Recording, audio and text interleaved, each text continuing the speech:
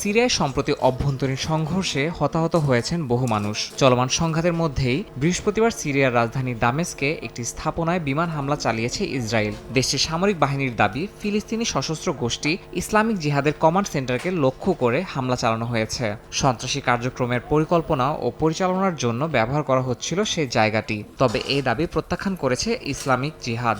তবে অন্য একটি মাধ্যম বলছে, ইসরায়েলি হামলার মূল লক্ষ্য ছিল এক ফিলিস্তিনি।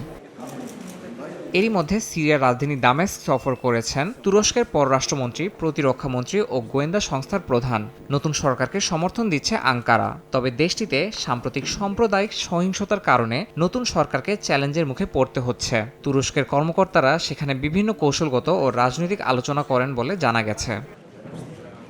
সিরিয়ার এই অস্থিতিশীল পরিস্থিতির মধ্যেই দেশটির সংখ্যালঘু সম্প্রদায়ের নিরাপত্তা নিয়ে উদ্বেগ প্রকাশ করেছে ইসরায়েলি পররাষ্ট্রমন্ত্রী। ইউরোপীয় দেশগুলোকে সংখ্যালঘুদের সুরক্ষায় এগিয়ে আসার আহ্বান জানান তিনি। পাশাপাশি সিরিয়ার দ্রুজ সম্প্রদায়ের জন্য মানবিক সহায়তা পাঠিয়েছে তেল আবিব, যা ইতিমধ্যেই সুয়াইদা প্রদেশে বিতরণ করা হয়েছে।